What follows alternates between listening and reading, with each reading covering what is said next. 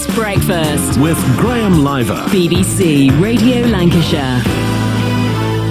8:20. Now, houses are just about as varied, really, when you think about it, as the people who actually live in them.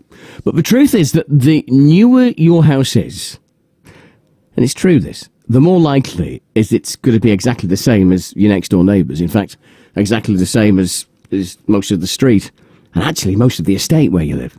But why does it have to be like that?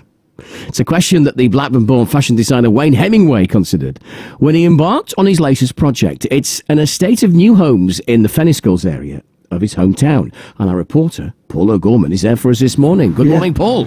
Yeah, good morning, Graham. And do you know what? The builders, they're still here. They're doing all the landscaping. They're still building houses.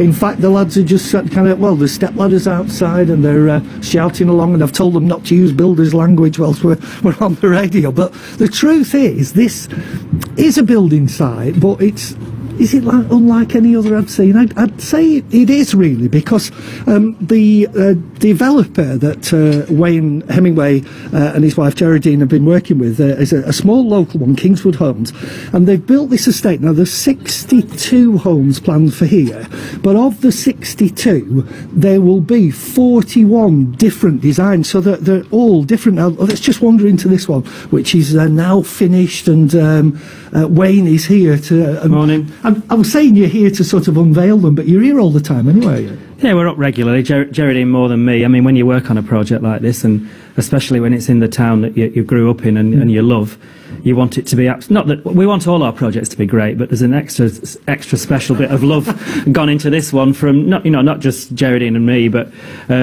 our two eldest kids. Well, Jack and Tilly were 31 and 30. This is the first. They're partners in the business. They're also Blackburn fans, and know where their roots are. So there's a love from them gone into it, and then there's all the love from everybody else involved, and it is the love of a team that can deliver something that is a cut above. And here we've had the fully supportive of Blackburn Council. I've got to thank them. The landowner, the famous Fielding family. They decided that they wanted to, in the first place, work with an SME builder and do something a little bit different and leave a legacy of great homes rather than just box bashing like you see everywhere else. And this is we're off Livesey Branch Road in sort of Fenniscles area. You're calling this the Green Hills. And you're in the shadow of the shrine that is Ewood Park, of course.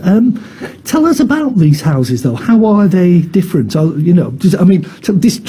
this. Well, the first thing we wanted is that, when you come home from wherever you've been, when you've been at work, whether you've been at school, there's this sense of place of that you don't just walk in, cycling, drive into an estate full of red brick identikit rabbit hutchers. That you come home and it feels like home. That there's beautiful landscape. That you can point to your house and say, that's my house with the such and such, with that coloured brick or with that kind of porch, and you can describe your home rather than just say, I live in a house on an estate where they're all the same. They're not even all made of the same materials, are they? Yeah, the idea. I mean, the idea is to get a palette of materials, and Geraldine especially is great at this, at working out a palette of materials that feels like it feels like a whole. It does feel like they all hang together, but it is about that individuality. And eventually here there's going to be hundreds of homes in this site with beautiful views across to Pleasington and across to the hills of Darwin. We are in Pennine, Lancashire, and we wanted to do homes that reflected the materials of Pennine, Lancashire. When you first come into this development, you see a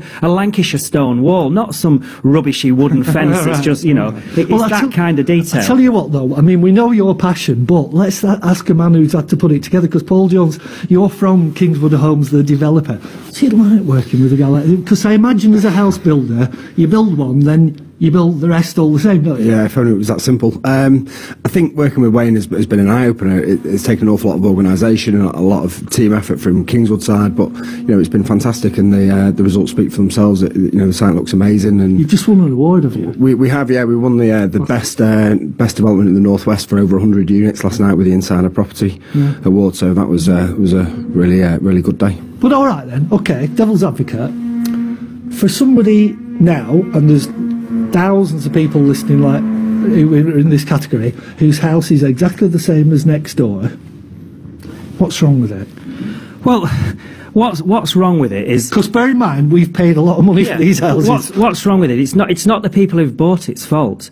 What's wrong with it is a system that allows it to happen. Yeah. The best parts of our towns are always where you get this serendipity, often by our Victorian and Edwardian forefathers, who thought about what streets and what place feels like. And that's why still, in this country, we've still got that situation where more people prefer to buy a Victorian house or an Edwardian house than a new house. And you can't blame them, because there aren't enough built like this. This will leave a legacy like the Victorians and the Edwardians did. This will mature beautifully. It won't need regenerating. It won't become a sink estate in 30 years' time, like so many that we built in the 70s and the 80s did. We should be building homes that are going to last for at least 200 years. So do you want to start a trend then? Well, we've been banging up. We did our first big housing development in the northeast in Gateshead 17 years ago, and we changed things a bit. But the problem is that at the moment, most of the big house builders get away with it. There isn't the planning strength. There aren't councils like Blackburn who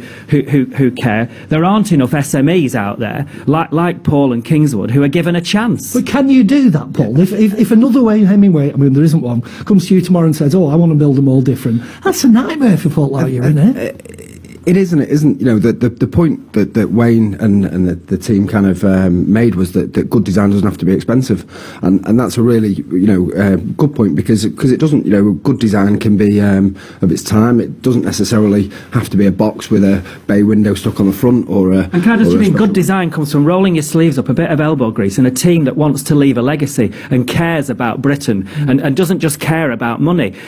I'm pretty sure that you could make a bit more money by simplifying everything, but you can still sometimes you can make enough money and care about the world. Right. Well, thanks for talking to us this morning. I have to say, Graham, they're remarkable, these places. I'm looking at the web. They look lovely. They do look very nice. Yeah, and you can come, and it opens to the public tomorrow morning, so the public can come and have a look at the show home and everything. And it's greenhills.co. Just type in Green Hills Blackburn and it'll come up. All right, other developments exist, of course, Graham. But none of them are anywhere near as good as this. Okay. Thank you, Wayne. Wayne Hemingway, along with Paul O'Gorman at the new development at Fenny Scholes in Blackburn. 27 minutes after 8 o'clock. It's BBC Radio Lancashire.